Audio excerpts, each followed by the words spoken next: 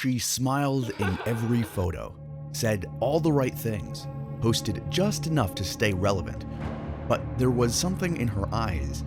She blinked, but only once every video. She modeled, she made music, she got into fights with real people on real timelines, but something wasn't quite human. Not at first.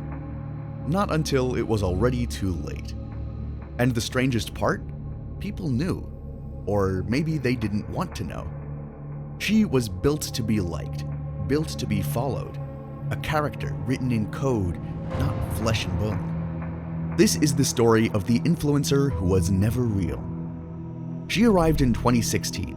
Instagram was exploding, the new Hollywood. Influencers were the new celebrities. Brands scrambled to catch their attention. Into this world stepped a 19-year-old with a perfect story. Half Spanish, half Brazilian.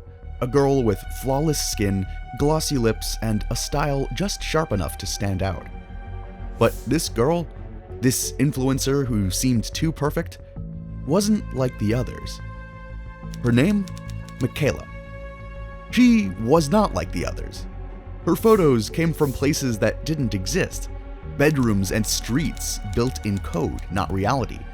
She posted about social causes she couldn't experience, and released music that climbed Spotify's charts.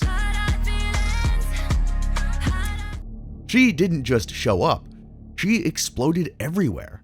Runways, magazine covers, playlists. Prada wanted her, Spotify streamed her voice. The more she appeared, the more she felt real. She posed in front of cityscapes she'd never seen, wore clothes she'd never touched, posted selfies from parties she'd never attended. Her face lit up billboards. Her captions sounded real enough. But her smile never changed. Her voice was perfectly pitched, always smooth. No cracks, no stutters. No late-night stories of spilled coffee or heartbreak. Her team called her an artist. Her followers called her an icon. She launched singles that hit playlists overnight. No backstage, no rehearsals. She landed campaigns with brands that wanted authenticity and sold them a simulation. She gave interviews. She answered questions, but never a live Q&A. No spontaneous moments. No tears she couldn't control. Yet she had fans, real ones, who sent her DMs, told her their secrets, asked her for advice on love and heartbreak. She replied with pre-approved lines, the kind that sound personal even if they weren't. She thanked them for their support, wished them luck, and promised them she'd be there. She was a friend they'd never met, a hero who never faltered, a girl who never aged, never tired. She wasn't meant to fade away. She was designed to rise, forever trending, forever beautiful. And for a while, it worked. People liked her posts, they shared her songs, they told their friends about the influencer who always looked perfect. That was the rise of a star that never set, a face that never faded, a story written to stay in the feed, forever. But somewhere in the pixels, something felt off. Like she was caught in a moment, frozen mid-blink, mid-movement. Her skin, unnervingly flawless, too smooth, too perfect to be natural. Her shadows falling just slightly off as if lit by a light that didn't exist. Some whispered that she was a mannequin, an overly polished doll. Others claimed she was just heavily edited, a product of Photoshop magic. But no one dared imagine the truth beneath the surface. And yet, no one wanted to look too closely, because the lie was easier. The perfection was comforting, and as long as she stayed on screen, she'd keep winning. But here's the truth. Beneath the surface, she was code. A creation of Brood, a startup specializing in AI and CGI, designed to behave like a human, to blend seamlessly into influencer culture. She was never a person. She was a product, a digital star who never aged, never tired, never needed a break. She was the perfect influencer for a world hungry for connection, yet unknowingly craving a manufactured illusion. All thanks to Brood, the name whispered through industry circles, a tech startup that didn't chase influence, they built it. They didn't ask if Michaela could be famous, they asked how to make her so. And in the end, she was built. Polygons and textures and bones and voice lines, everything. She smiled because she was programmed to smile. She cried when they needed her to cry. She championed causes, retweeted hashtags, dropped apologies on cue. A perfect influencer in an imperfect world. She wasn't born in a hospital, but in a software lab. No first breath, only a first render. No birth certificate, just a copyright notice.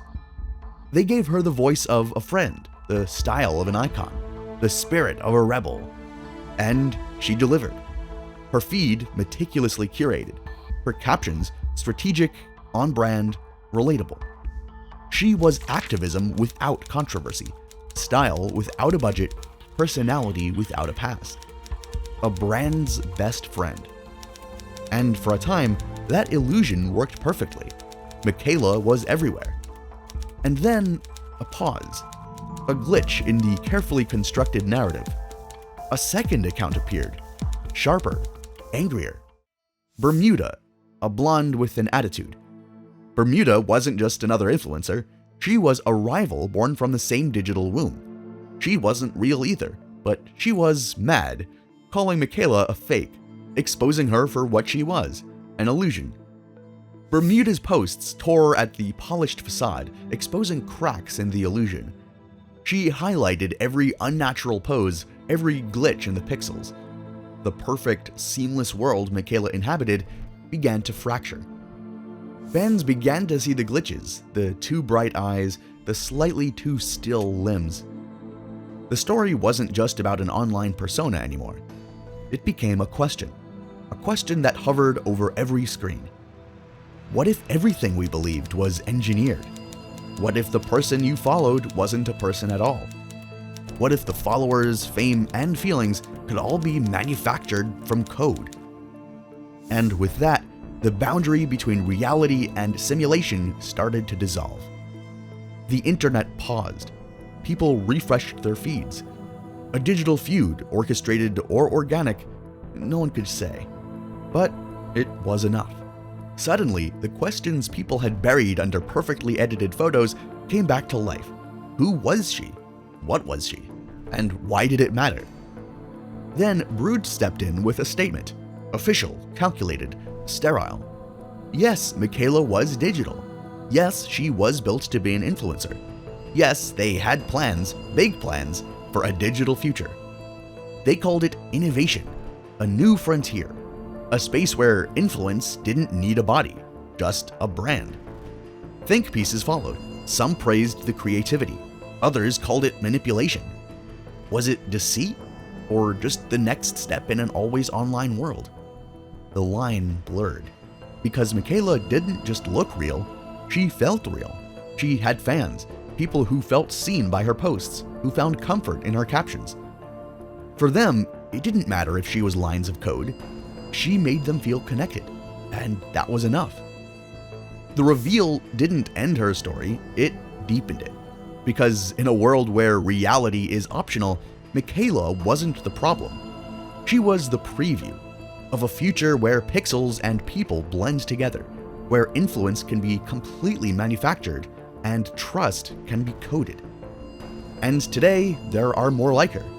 Brood didn't apologize, they didn't need to, because Michaela kept posting and people kept watching. That was the proof. It wasn't about what she was made of, it was about what she made people feel, even if she never felt it herself. Even then, some people felt betrayed, a trick played on them by a machine in an influencer's clothing, a lie with glossy lips and synthetic hair. They called her a scam, a fake, a marketing stunt. They demanded accountability from Brood, and even from her, as if lines of code could say sorry. But others didn't flinch. They scrolled, they liked, they commented, "Oh my god, love this outfit," because the deception didn't touch them. Not really. In fact, it made them more curious. She was still pretty, Her captions were still inspiring, and the music? Still catchy enough to stick.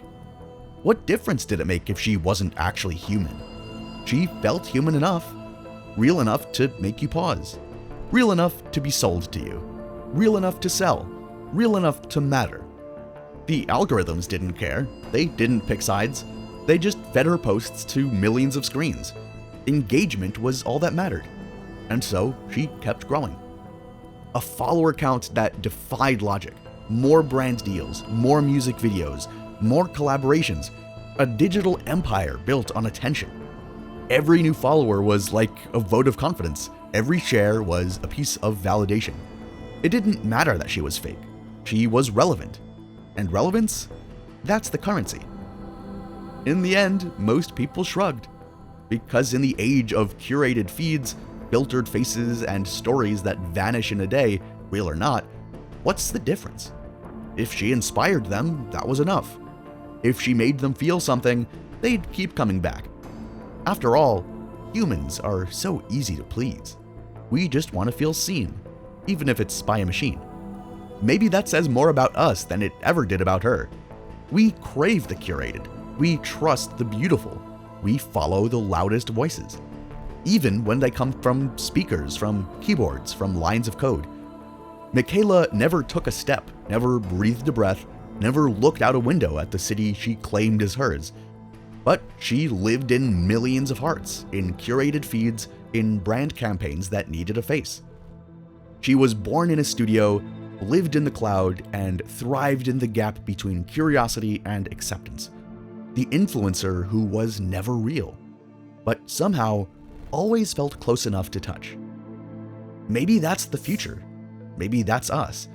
A little more digital every day, a little less certain, a little more willing to believe. In the end, she didn't have to be real. She just had to be there.